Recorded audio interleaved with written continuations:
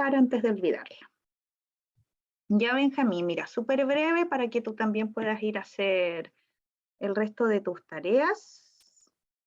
En el aula virtual, si tú vas, yo voy a compartir acá mi pantalla, ya se encuentran en realidad todas las instrucciones de lo que vamos a hacer. Hay una breve revisión de los principales aspectos que vimos en el semestre.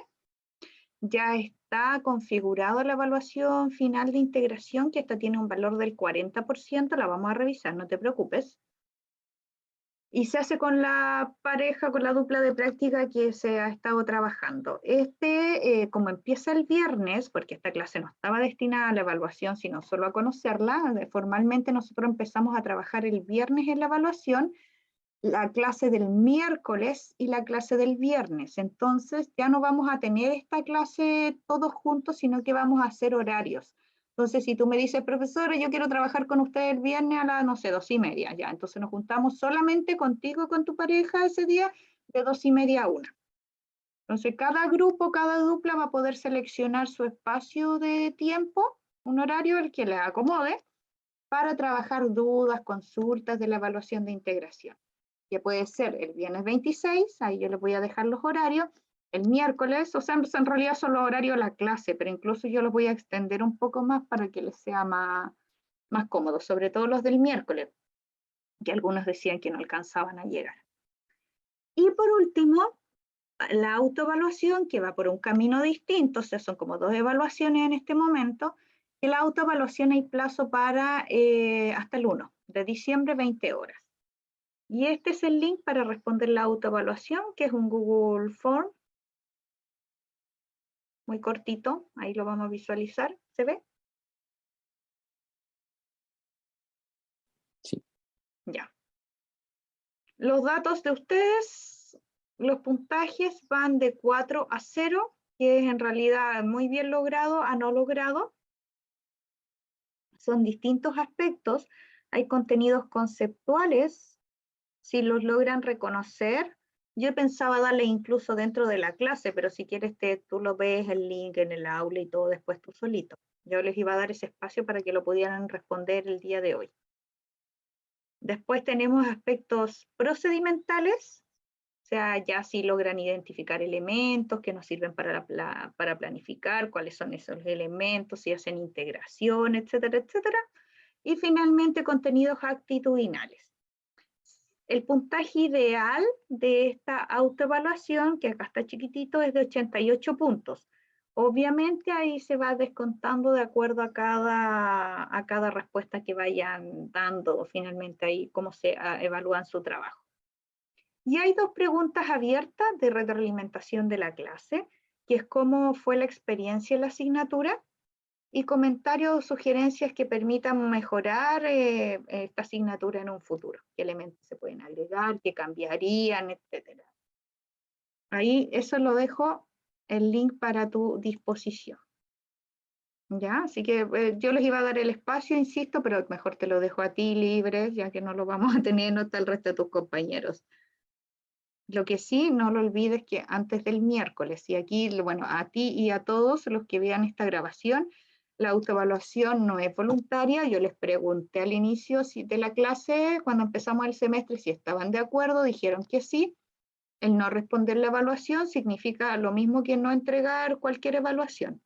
Eso sí que quede súper claro. No es una no nota o un vacío, ya es un 1 si no responde la autoevaluación hasta la fecha ahí establecida. Es la nota mínima en realidad. En el resumen, que es muy sencillo, habla brevemente. Ahí se ve. Sí. Es un resumen bien cortito para que también les ayude como a identificar los principales aspectos que vimos en la clase. Nosotros partimos trabajando con lecturas de este señor, que fue Magienzo, hasta hicimos un organizador visual con el capítulo 6 de su libro, que era El campo curricular y su expresión en las reformas curriculares en Chile, que nos ayudaba a comprender como los principales cambios que había tenido el currículo. cuando fue obligatoria, cuando después se extendió la enseñanza básica, después se disminuyó la enseñanza básica, cuando se produjeron los cambios, que había, que no había en esos momentos, que pasó, ¿cierto?, la dictadura y la municipalización, cómo cambiaron los contenidos en ese momento. Entonces nos ayuda a hacer como una mirada histórica de por qué estamos así, por qué nuestro currículum es de esta forma, desde cuándo viene, desde qué año viene, que el 2012 fue solo un ajuste finalmente y no un cambio curricular.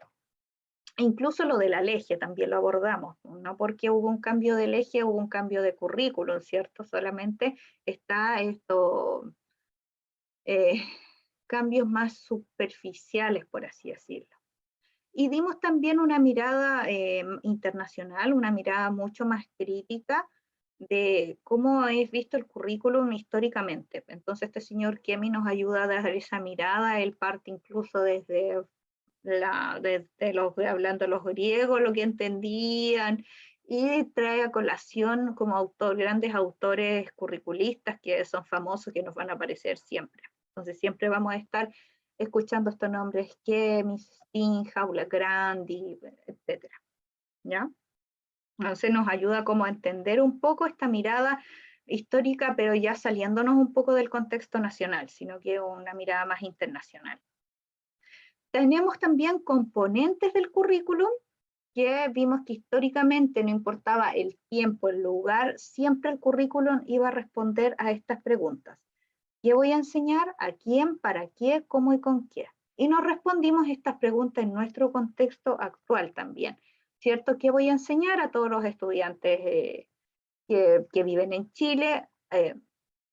¿Qué cosas voy a enseñar? Lo que está declarado en nuestras bases curriculares. ¿Para qué? Que era lo fundamental para transformar o formar personas integrales.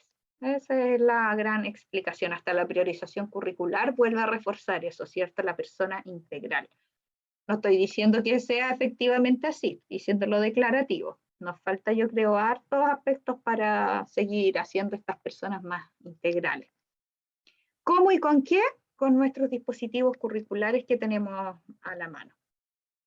¿Cuáles son esos dispositivos? Los fuimos revisando a lo largo de todo este semestre, que son los programas de estudio, los planes de estudio y los estándares de aprendizaje.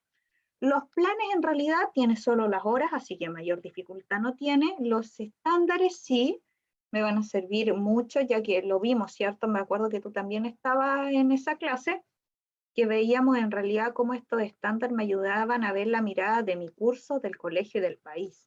¿En qué niveles de aprendizaje? ¿Qué significa un nivel versus el otro nivel? Y los programas de estudio, eso ya lo ultra revisamos, más que vimos todos los objetivos, los indicadores, la priorización, etc. Hablamos de las taxonomías en una de nuestras clases, la importancia de estas taxonomías y el nivel de dificultad de los objetivos, que teníamos habilidades básicas y habilidades superiores. Le dimos bien duro a esta taxonomía porque en realidad esta es la que está, con esta se hizo nuestras bases curriculares. Obviamente también revisamos otras muy interesantes como las de Marzano, por ejemplo, que no dejan de tener sus aportes, pero finalmente nuestras bases se construyen con esta taxonomía. Ahora, aprender una taxonomía da igual, si son todas parecidas. Aprendiendo una en realidad, después uno ya conoce la otra, y no hay mayor complejidad en cambiar de taxonomía. Sí, obviamente la profundidad de la mirada que le da cada autor.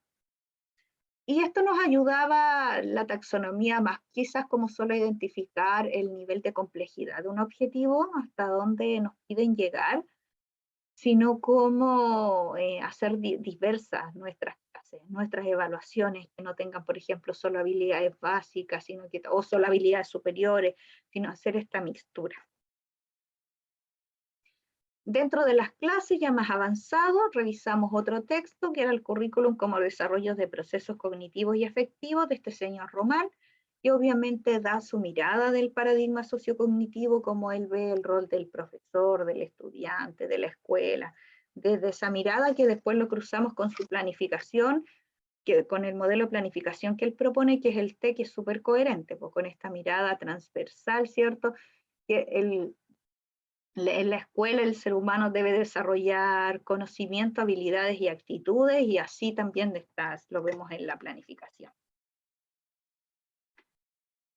Dentro de las clases, te acordarás, no sé si tú estuviste presente, revisamos el plan de formación ciudadana. Cómo el plan, esta ley de 20.911, iba a afectarnos curricularmente y cómo se podía abordar, especialmente desde lo que era la asignatura de historia, y cruzándola de manera transversal con las otras asignaturas. En realidad no era para dejarla solo focalizado en historia. Y ahí nos acompañó Alejandro Rabuco, que él ha estado a cargo de estos planes de formación ciudadana y nos contó de su experiencia. Y ahí ya nos entramos directamente en las planificaciones, tipos de planificaciones. Vimos las planificaciones por temporalidad, que es cuánto tiempo invertimos en ella, que es la planificación anual, la planificación de unidad y la planificación clase a clase, dejando en claro que la clase a clase no es obligatoria en los colegios.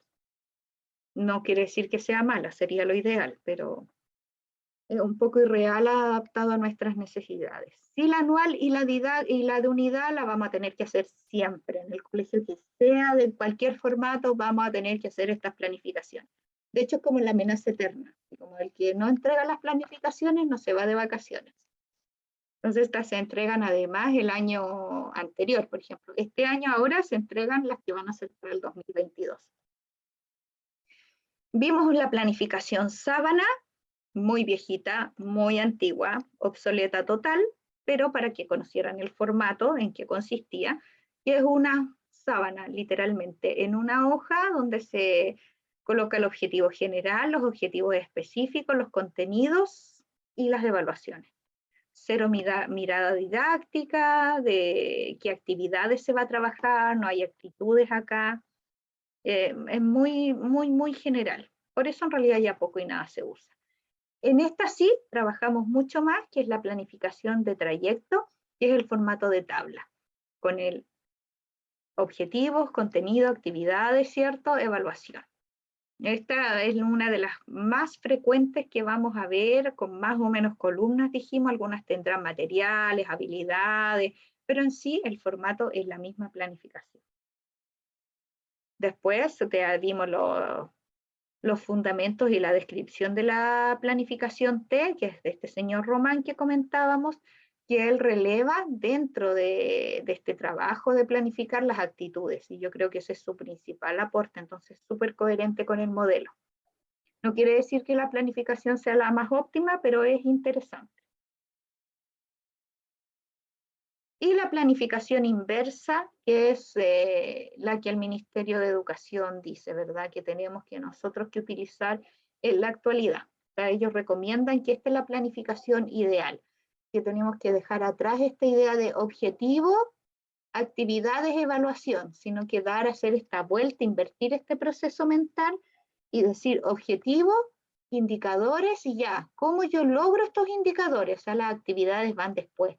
Primero veo lo que quiero lograr y después veo las actividades, y no al revés. Así que es muy interesante, y si tú te fijas se parece a la planificación de trayecto, pero obvio tiene esta mirada de poner los indicadores y las actividades al final. Y el último modelo que revisamos es el de 5 pasos, un modelo súper completo, súper profundo, muy, muy al detalle, en cada momento de la clase, incluso tiene hasta una preclase, un momento preclase donde yo voy pensando qué hago clase a clase, después qué hago antes de la clase, un inicio, un desarrollo, un cierre muy detallado. Y esos son todos los modelos de planificación que nosotros vimos hasta ahora.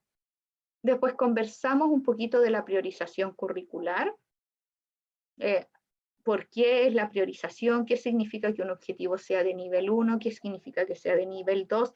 ¿Por qué están esos objetivos y no otros en nuestra priorización? Y la importancia, ¿cierto?, de esta distribución por eje. O sea, no podía quedar ningún eje sin objetivos priorizados. Y lo último que ya abordamos fue la evaluación docente y el sistema de desarrollo profesional docente, ligándolo mucho a lo que es nuestra asignatura, al portafolio, a la planificación, pero también revisamos aspectos generales de la evaluación. Y en esa oportunidad nos acompañó Víctor Figueroa, que él tiene mucha experiencia en evaluación docente, ha sido evaluado, ha sido bien evaluado, entonces podía contarnos desde su vivencia algo mucho más práctico y cercano a nosotros. Además es profe de historia, entonces era mucho más cercano al contexto de ustedes. Las siguientes clases, como te comentaba, ya no vamos a enviar un link para la clase para todos, sino que vamos a trabajar por equipos. Cada dupla va a ver qué horario le conviene, qué horario le es mejor, y nos vamos a reunir 30 minutos para revisar solamente las dudas y las consultas en ese espacio con ese grupo, y no algo general. Entonces ya esta era la última clase que nos veíamos todos juntos. Este espacio de 30 minutos no es obligatorio, es voluntario, es solo los grupos que quieren y de ninguna manera afecta positivo o negativamente en la nota. Hay que quede claro que es un espacio voluntario solo para quienes tengan dudas en el trabajo. Y aquí está disponible la autoevaluación, que es el link que se encuentra en el aula también, que era lo ideal hacerlo ahora con todos, pero igual va a estar abierto hasta el miércoles 1 de diciembre hasta las 20 horas. Ahí se cierra la autoevaluación, para que queden ahí las fechas bien claritas establecidas. Eso, Benjamín, por mi parte era lo que tenía que comentarles, que organizarnos. Te muestro de inmediato lo que va a ser la evaluación de integración.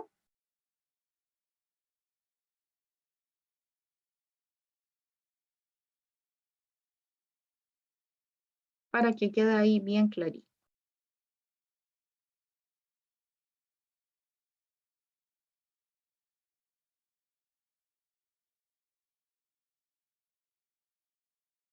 Ya, ¿se ve, Benjamín?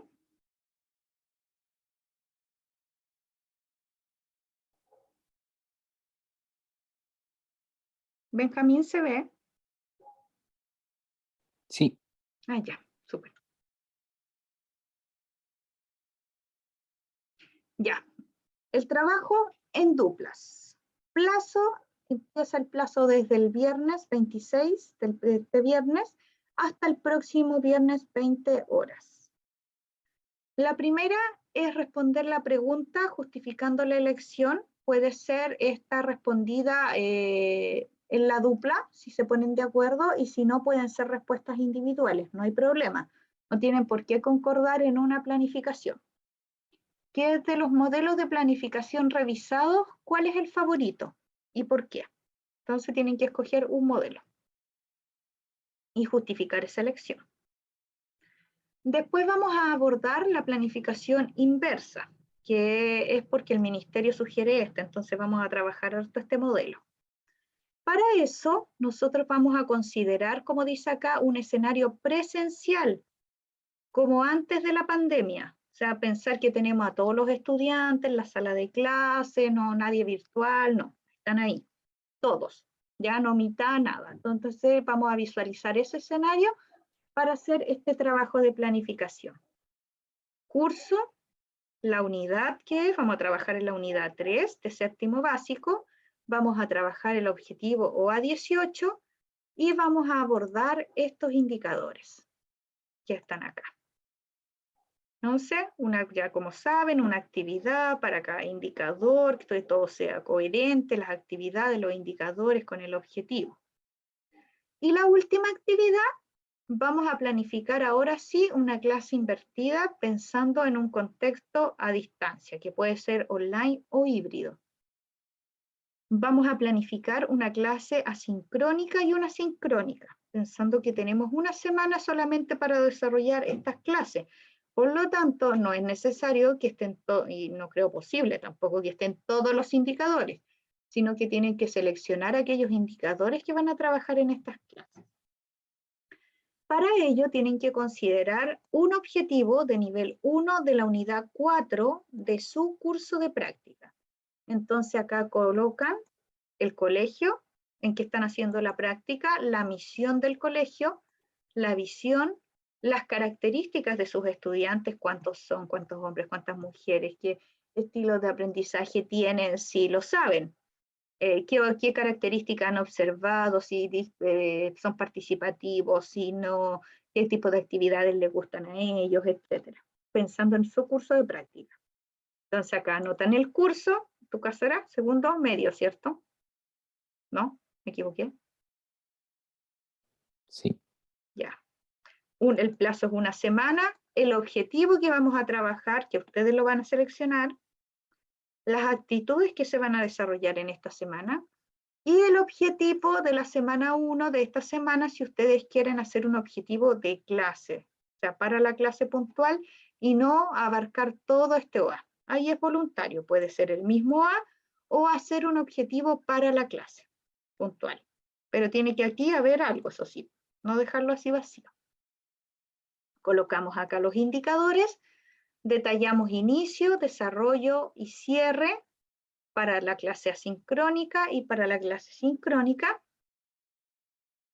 El tiempo, los recursos, y los principios DUA por cada uno de los momentos de la clase. O sea, es muy parecida a la evaluación que hicimos anteriormente, pero esta vez está focalizada ya al curso que ustedes están haciendo la práctica. Y esta es la rúbrica de evaluación que se va a considerar para este trabajo. En total son 54 puntos.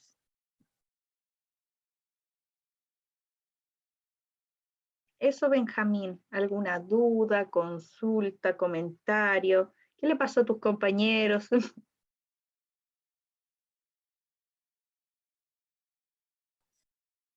No, profe, todo claro. Ya, igual todo está en el aula virtual. Yo ahora voy a poner los horarios del viernes, o sea, voy a poner todos los horarios de toda la semana, por si quieren empezar a ver los distintos días y posibilidades para reunirse.